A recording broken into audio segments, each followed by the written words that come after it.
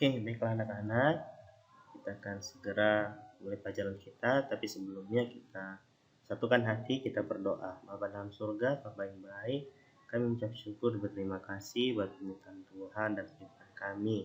Sebentar Tuhan, kami akan belajar. Kiranya Tuhan berkati setiap hati dan pikiran kami, agar kami bisa menerima pelajaran ini dengan baik. Terima kasih Tuhan, terpujilah nama Tuhan. Kami buka pelajaran ini hanya di dalam nama Tuhan Yesus Kristus. Amin. Oke, anak-anak, ini kita belajar di pelajaran pertama, yaitu mengenai hidup beriman.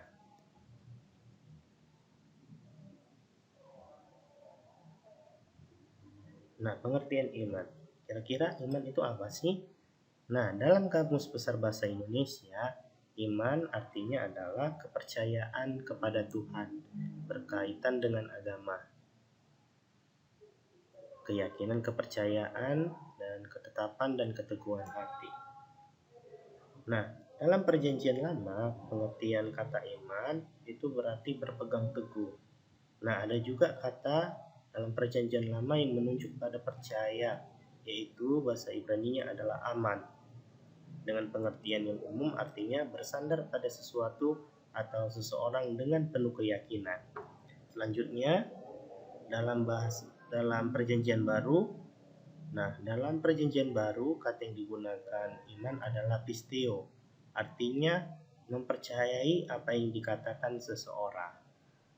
Nah, dari beberapa pengertian ini bisa kita ambil kesimpulan bahwa beriman ini berarti kita berpegang teguh pada keyakinan yang dimiliki akan suatu hal karena hal itu dapat dipercaya dan diandalkan. Nah, apabila kita percaya dan berpegang teguh kepada Yesus dengan segenap jiwa, hati, dan akal budi kita, maka apa yang dikehendakinya atas diri kita pasti terjadi. Inilah juga pengharapan kita di dalam iman kepada Tuhan Yesus Kristus.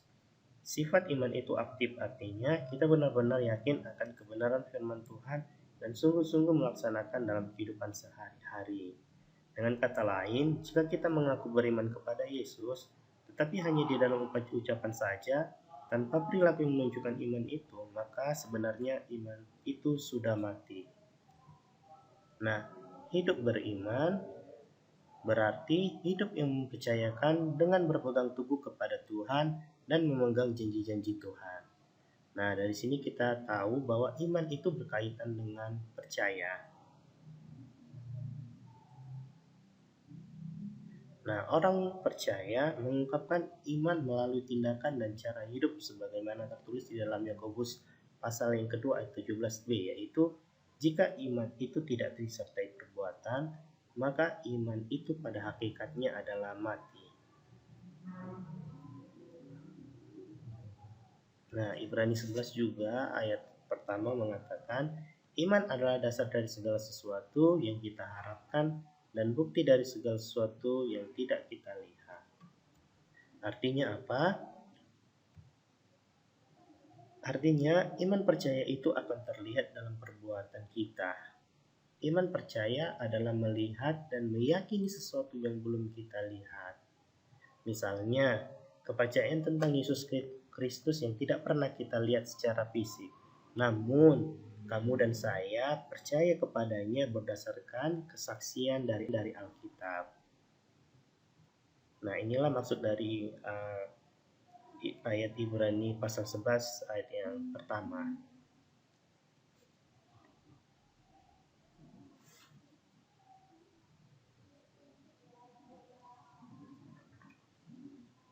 Iman merupakan anugerah Allah yang dicurahkan bagi orang yang percaya dan berharap kepadanya, serta melakukan kehendak-Nya.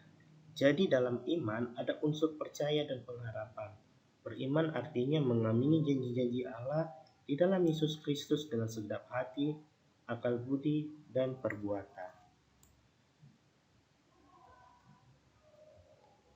Nah, makanya iman dan percaya ini tidak dapat dipisahkan. Alkitab mengatakan dalam Ibrani pasal 11 ayat yang ke-6, tetapi tanpa iman tidak mungkin orang berkenan kepada Allah. Sebab barang siapa berpaling pada Allah, ia harus percaya bahwa Allah itu ada dan bahwa Allah memberi upah kepada orang-orang yang sungguh mencari Dia.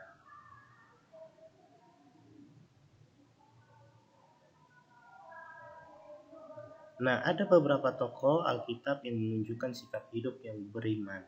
Bapak ada menyajikan dua tokoh. Yang pertama adalah Nuh. Nuh merupakan tokoh pada zamannya ketika ia mulai mengerjakan batra sebagaimana diperintahkan Tuhan padanya. Banyak orang yang memperolok dirinya bahkan menganggap Nuh itu orang gila dan kurang waras. Nah, banyak tekanan yang dialaminya. Walaupun begitu, ia percaya kepada Tuhan. Imannya tidak goyah menghadapi tekanan dari penduduk sekitarnya.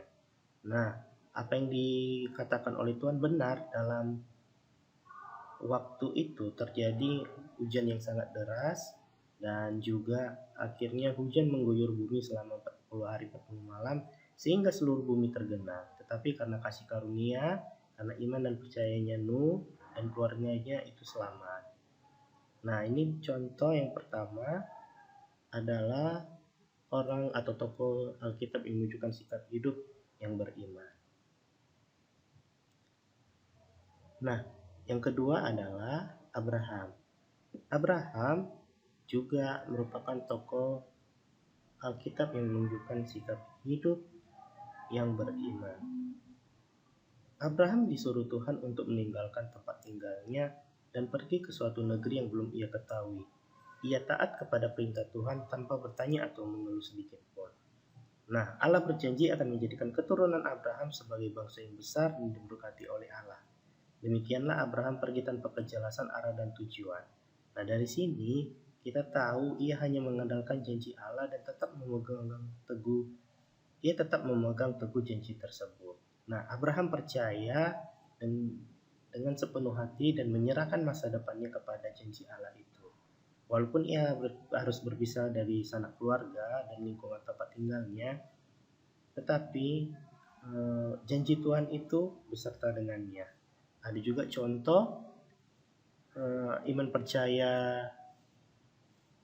Abraham ini ketika ia ingin mempersembahkan anaknya Ishak. Nah, Allah menyuruh Abraham mempersembahkan Ishak sebagai korban baginya. Nah, anak tunggal yang diperoleh dari Tuhan setelah sekian lama menantikannya. Nah, dari sini pun kita tahu bahwasannya Abraham tetap taat kepada Tuhan. Walaupun perintah dari Tuhan tidak mengenakan baginya karena harus menyembelih anaknya sendiri. Tetapi dari sini kita tahu bahwasannya ini hanya ujian untuk memurnikan imannya dari Abraham. Akhirnya Abraham lulus ujian sehingga ia dapat julukan Bapa orang beriman atau Bapa dari orang percaya. Nah, kedua tokoh ini, Nuh dan Abraham, dapat menjadi petunjuk bagi kita bagaimana manusia beriman menampakkan iman dan percayanya kepada Tuhan. Tindakan mereka menyenangkan hati Tuhan. Dan tindakan Nuh dan Abraham ini juga didasari atas dasar percaya kepada janji Tuhan. Mereka mengenal Tuhan yang dipercayai, mereka merasakan kedekatan dengannya dan membangun relasi atau hubungan yang intim dengan Tuhan dan berkomunikasinya dengan secara teratur. Hubungan dengan Tuhan dibangun berdasarkan pengenalan, kedekatan, serta pengetahuan akan Tuhan yang melibatkan seluruh diri, baik ke hati nurani maupun akal budi. Nah, sampai di sini anak-anak Bapak, kalau ada yang ingin bertanya, boleh silakan bertanya. Nah, kalau ada hal yang ingin ditanyakan, boleh melalui WhatsApp dikirim ke Bapak ya, agar sama-sama kita melihat bagaimana tentang materi pada pelajaran di siang hari ini. Nah, selagi menunggu temannya yang ingin bertanya, Bapak ada tugas untuk kalian, yaitu tugasnya adalah buatlah ringkasan materi pelajaran hidup beriman ini dengan bahasa kamu sendiri. Kerjakan di buku latihan agamanya ya. Nah, jadi tugasnya buatlah ringkasan yang hari ini materi yang Bapak sampaikan melalui video ini, buatlah dengan bahasa kalian sendiri di buku latihannya. Oke, jangan lupa mengerjakannya ya. Nah, selamat mengerjakan, Tuhan Yesus memberkati.